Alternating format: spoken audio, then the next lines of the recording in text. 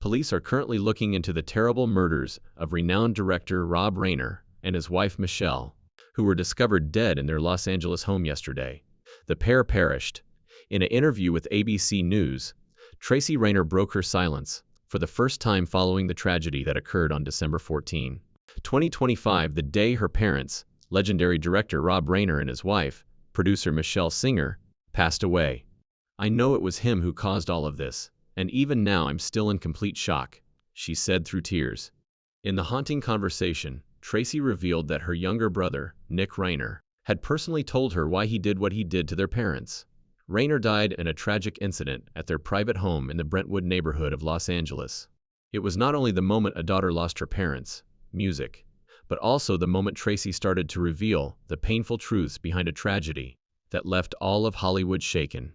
Before the video starts, if Robiner and his wife ever moved you through their films, please leave a comment to say goodbye and send them a final farewell.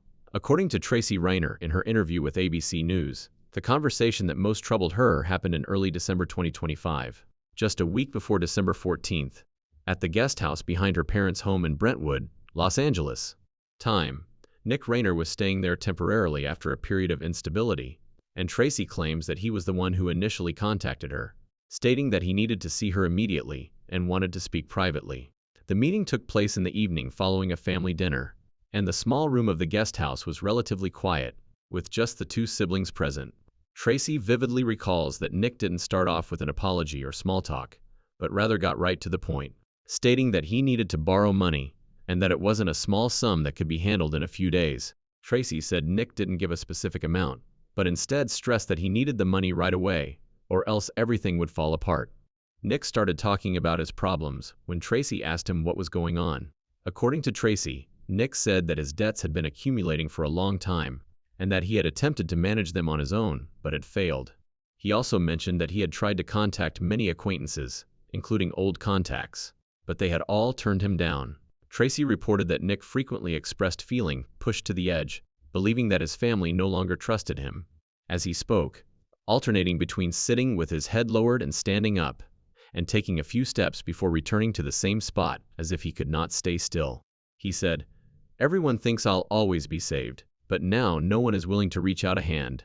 According to Tracy, Nick's voice carried a long suppressed frustration rather than being explosive or aggressive, which made the room feel heavy and oppressive. Tracy started to feel uneasy when the topic of borrowing money changed to Nick talking about their parents. Tracy claimed that Nick spoke of Rob Reiner and Michelle Singer Reiner with an unusually icy demeanor, as if referring to individuals who had had the authority to make decisions for an excessive amount of time. He claimed that he had waited long enough, that the issue should have been settled sooner, and that his patience was running out. Throughout the exchange, Tracy observed Nick repeatedly clenching and then releasing his hands, his eyes never focusing on a single point.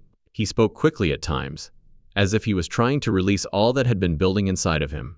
But then he fell silent, got up, and walked toward the window. Tracy claimed that the moment Nick got up suddenly, his voice lowered, and their physical distance narrowed was the one that really made her feel unsafe. Tracy did not say that Nick had any specific plans for the future, but she did say that her intuition was so strong at that moment that she started to consider leaving the room right away. Tracy also claimed that her phone rang at that precise moment, and she answered it right away, got up, made the excuse that there was an urgent matter, and left the guest house almost immediately without turning around or even continuing the conversation for a single second. Tracy reported that her hands were shaking as she walked to her car, and that the anxiety persisted in the days that followed.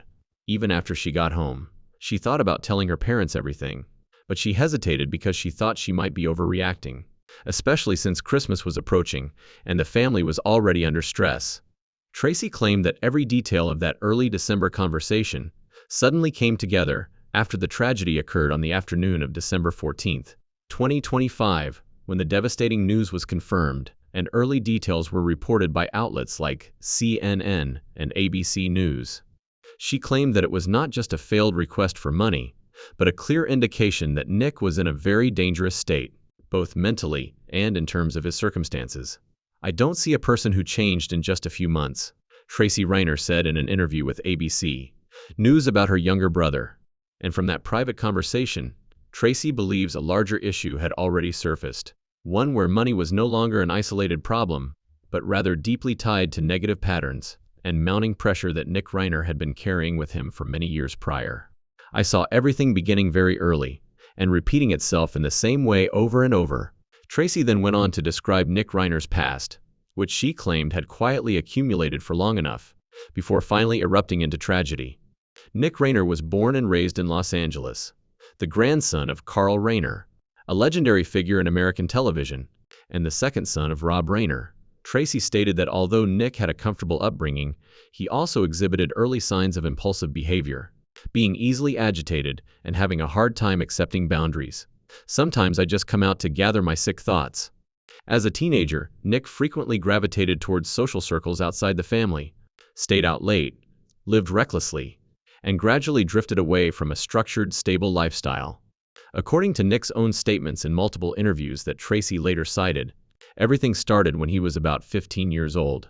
He once claimed that it wasn't because of lack or adversity, but rather because his mind was constantly racing, and he simply wanted to find a way to quiet the thoughts inside his head. From those early experiments, Nick swiftly descended further, resulting in numerous stays in treatment facilities over a long period of time. According to Tracy, Nick's family had to send him to several rehabilitation facilities throughout California during his adolescence and early adulthood. Some of these stays lasted several months, while others were shorter, before he returned home. However, Tracy claimed that each time Nick returned, he found it difficult to adapt to everyday life, became easily agitated, and quickly sought out ways to get around the boundaries his family attempted to set.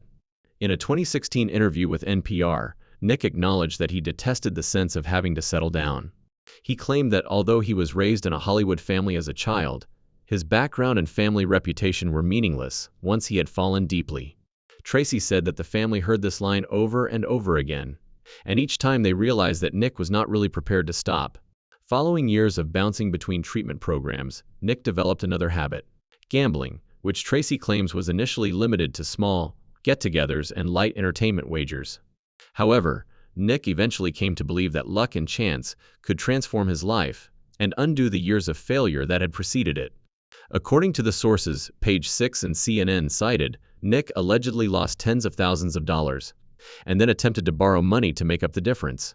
Tracy said the family found out on several occasions that Nick had borrowed money in secret, lied about how it would be used, and whenever he was challenged, he frequently reacted angrily, claiming that no one understood him. Tracy recalled one exchange in which Nick claimed that he only needed to say it once more for things to be all right, said he would repay everything and start again after winning. In actuality, though, Tracy claims that every effort only led to the debt increasing and the accompanying psychological strain. Nick seemed stable for brief periods of time. Nick informed the media that working on the movie Being Charlie with his father in 2015 was a part of his road to recovery. The main guy in the film claims that all he wants to do is put an end to the noise in his head. Tracy stated something that was very similar to what Nick had said a lot in real life. But Tracy says such steadiness was short-lived. Nick resumed his problems at a more serious level after each stage that appeared to be progress. Nick's requests for money increased and often. His reactions became more heated, and his perception of everything around him became more and more indicative of the fact that everyone was against him. Tracy described Nick's past as a loop of falling, getting pulled back up, and then going even farther, where bad habits, gambling, and money eventually became entwined. Tracy claims that it was that lengthy series of years that put her parents in an impossible situation and compelled them to continue offering assistance even as the expenses increased and the dangers became more obvious. From that point on, Tracy feels that the story was more than simply Nick's past. Rather, it became a shared responsibility for the whole family, particularly her parents, who had to make the most difficult decision any parent could. For many years, the Reiner family's Brentwood, Los Angeles, home served as both the residence of a well-known family and a hub for therapy sessions, last-minute travel, and the challenging choices Rob and Michelle Reiner had to make as parents. Tracy describes it as a silent battle that started when Nick was very young and never really came to a definitive conclusion. Rather than waiting for the issue to go away on its own, Rob and Michelle actively sought professional assistance as early as the early 2000s, when Nick was still a teenager. Tracy noted that during times when they even had to change their work schedules to meet Nick's treatment plans, her parents contacted a lot of psychologists, physicians, and support groups throughout California. According to Tracy, keeping your child safe is more important than appearance. Thus, the family did not conceal this from family members or even coworkers. Atlanta Zell, a yoga instructor who worked with Rob and Michelle in the early 2000s, was one of the details that Tracy subsequently confirmed was previously stated by US Weekly on page 6. Nick reportedly had frequent emotional outbursts during sessions conducted within the family home, yelling for extended periods of time. Alana said that rather than the outbursts themselves, what was noteworthy was how Rob and Michelle remained in the room, faced Nick squarely, and waited for him to calm down instead of pushing him out or asking others to step in. Tracy felt that picture perfectly captured the strategy her parents had adopted for many years. Rob and Michelle remained Nick's support system as he grew older and started going to long-term treatment programs. There were occasions, according to Tracy, when Nick was sent away for months before coming home with newfound optimism. In order to offer Nick privacy while yet being accessible, her parents reorganized the living area, welcomed him back as if nothing had happened, and even had him stay in the guest house. The family thought that each time they might have to start over, it might be the last time. Tracy claims that there were times when Nick opted to leave home, refused to go back to treatment, and briefly stopped communicating. The door was never completely shut by Rob and Michelle, even at that point. To make sure their son was secure somewhere, they maintained contact with Nick's friends and others who had contributed to his treatment.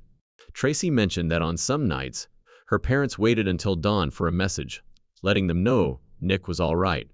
In addition to Nick, Rob and Michelle also experienced emotional strain from the contradictory counsel they had been given over the years. According to Tracy, some experts felt they were being too gentle, while others suggested they should be more firm.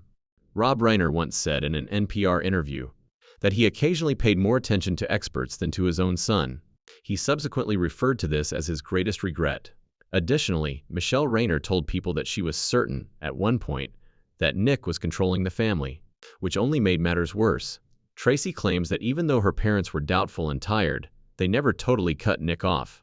Rob and Michelle were willing to welcome him back home, left the door open for his return, even when they attempted a more forceful approach, and kept looking for new solutions when the previous ones didn't work.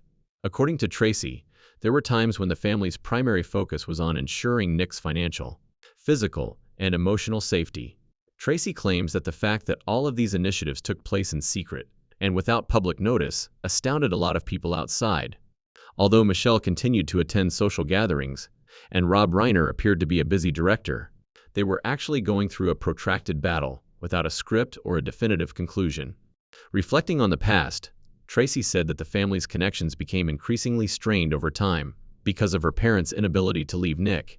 Tracy Reiner claims that Nick Reiner's relationship with his brothers had developed into a protracted confrontation that lasted for many years rather than just a brief argument, especially after 2018, when Nick's reliance and financial issues started to have a direct impact on the whole family.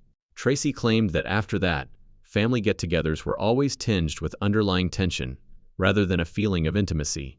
The effect was evident and ongoing for Romy Reiner, who lived closest to their parents. According to Tracy, Romy frequently saw their parents' weariness firsthand due to Nick's uncontrollable outbursts and urgent late-night phone calls. Tracy claims that Romy purposefully avoided Nick out of worry that things would get out of hand, rather than out of animosity, after witnessing their parents' frequent anxiety and emotional exhaustion. Nick and Jake Reiner had a different kind of relationship. Tracy characterized it as a chilly distance, in which there was hardly any remaining private conversation between the two. Jake would frequently steer clear of direct contact with Nick at private events or the infrequent family get-togethers in Los Angeles. Furthermore, close sources referenced on page 6 claim that their silence was more unnerving than their open disagreements. Tracy claims that her connection with Nick was the most tense, which is directly related to the fact that she is Rob Reiner's adopted daughter. Tracy claimed that Nick grew more aware of her role in the family during the years when he was going through his worst crises. Even though Nick didn't express it directly, Tracy could tell he was looking at her with comparison, mistrust, and underlying envy. Tracy claims that at times, Nick thought their father trusted her more and gave her more input on significant choices. This became particularly clear whenever the topic of money came up. Tracy claimed that whenever the family discussed giving Nick financial support, he frequently responded angrily if he thought someone was criticizing him or placing restrictions on him. He often felt frustrated with Tracy during those times. According to Tracy, these disputes progressively grew beyond personal feelings to include worries about future family fortunes. According to close sources, Nick frequently voiced his displeasure with his parents' financial management, feeling that he was constantly scrutinized while others were given greater trust. Tracy stated that although the family had never formally discussed inheritance, distrust and concern had been present for a long time. Tracy claims that Nick harbored a great deal of animosity toward his father, due to the sense that he had lived his whole life under a looming shadow. In addition to financial grievances, Rob Reiner was the grandson of a television legend and a well-known director in Hollywood. Tracy also claims that Nick never really overcame his sense of inadequacy within his own family. Over time, that insecurity evolved into hostility toward both his parents and his siblings. According to Tracy, every situation involving money, control, or trust had the potential to become a trigger in this setting of deeply strained relationships. And it, in her opinion, was a direct cause of the swift series of events in the latter days, when disputes were no longer concealed behind silence, as they formerly had been. According to Tracy Reiner, the night of December 13, 2025 was anything but typical, as she put everything together in her head. Simply put, nobody was astute enough to see it at the time. Rob and Michelle Reiner left their house that night to go to Conan O'Brien's yearly Christmas party, which is a well-known gathering for Los Angeles artists and creatives. Nick Reiner was also there, and Tracy claims that something didn't feel right away. Later, I heard something that made me shiver. Tracy stated that, based on sources referenced by CNN People and Page 6, Nick did not fit in with the group, frequently standing by himself for extended periods of time, and seemed disengaged from the joyous occasion. With strained eyes and trouble focusing, several visitors remembered that Nick kept asking the same questions, particularly whether the persons he spoke to were renowned. Tracy claimed that Nick's condition was exactly the same as his disorganized and uncontrollable thoughts during their private chat a few days prior. According to what Tracy later found out via family members and news sources, Nick and his father got into a furious quarrel at the end of the evening. Although no particulars were disclosed, several attendees attested to the fact that the atmosphere had grown ominous and extremely worrisome. Tracy claimed that she had a single thought when she learned about this: everything had gone too far. Rob and Michelle Reiner went back to their Brentwood home following the celebration. In retrospect, Tracy was even more troubled by the fact that the family did not get any strange calls or texts that evening. Investigators claim that the catastrophe happened sometime between early in the morning and early on December 14. When Romy Reiner couldn't get through to her parents on Sunday, December 14, 2025, she went to the house to see how they were doing. According to Tracy, things fell apart a few minutes after Romy entered the house. The LAPD arrived at the location at around 3:40 p.m. after Romy fled outside in a panic to seek assistance. The medical examiner subsequently concluded that multiple sharp force injuries were the cause of death for Rob and Michelle Reiner, who were discovered in the bedroom. A homicide was the classification given to the case. When I heard the news, my mind went completely blank, Tracy stated. After then, snippets of recollection began to return from the previous evening's talk with Nick. Nick's name came to Tracy right away, not because she was speculating, but because too many things came together at once. Nick Reiner wasn't in the house when police cleared the area. Later the same day, security cameras saw Nick at a petrol station, 14 to 15 kilometers from his parents' house, close to the University of Southern California, according to CNN's investigative report. Tracy claimed that when she saw the film on the television, she did not recognize the Nick she had known in the past. Instead, she saw a completely different Nick, who was moving erratically and continuously glancing about, as though he was afraid of being observed. At approximately 9:15 p.m., less than an hour later, the day-long search came to an end on December 14, 2025, when police encircled and arrested Nick Reiner. Tracy claimed that because the truth was now indisputable, she felt more pain than relief at that very moment. Nick Reiner showed up for his initial hearing at the Los Angeles Central Courthouse on December 17, 2025. 3 days later, he was charged with 2 serious offenses and aggravating elements, including using a hazardous object and causing harm to many people.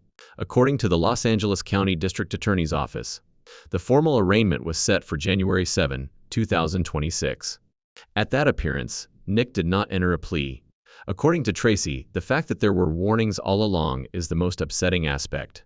Nobody simply assumed this was how things would end. Tracy noted that in addition to losing their parents, her family had to deal with another terrible reality as the court process got underway. The culprit was the same individual they had been attempting to save for years. Another story started to emerge as Nick Reiner's legal doors closed. This is a tale of loss, grief, and the farewells Tracy and her siblings had to face in the days that followed. "My family is the best in the world. I am at a loss for words. I'm in shock," Tracy Reiner told NBC News, sounding more like a broken breath from someone who had just lost everything that had once held her together than a response to the media. "There are pains so deep that you cannot scream or put them into words. Only a lingering emptiness remains, stretching on in silence." As the daughter Rob Reiner adopted from his first marriage to Penny Marshall, Tracy has stated that she never felt deprived or treated differently growing up, because Reiner was not only her parents' music, but also the place where she belonged, and the home she always knew was full of unconditional love. Instead, she grew up in a family that believed that love was complete without shared blood. Tracy's mother kept the family from ever becoming cold, even on the most taxing days, and her father was a man who always showed up when his kids needed him. He wasn't ostentatious or intimidating. Tracy stated that all of her early recollections were connected to a feeling of security, of being heard, and of being shielded. "They loved us with everything they had," Tracy said in a statement that sounded like a proclamation, as well as a belated expression of gratitude. For many years, her parents chose love even when it hurt them, decided to be patient even when hope was repeatedly put to the test. Tracy knows that kind of love was never simple, but it was always genuine and unconditional. The loss of the only people who could relate to her without her having to explain herself made her grief even more intense. "I truly don't know what to say," Tracy said. "Words cannot even begin to describe the unimaginable pain we are experiencing every moment of the day. The terrible and devastating loss of our parents, Rob and Michelle Reiner, is something that no one should ever have to go through. Because there are losses that cannot be named, only carried for the rest of one's life." Jake Reiner and Romy Reiner shared that same grief in a statement that brought many to tears. "They weren't just our parents, they were our best friends." Jake and Romy asked for respect and privacy, for speculation to be temperated with humanity and compassion, and for our parents to be remembered for the amazing lives they led and the love they gave.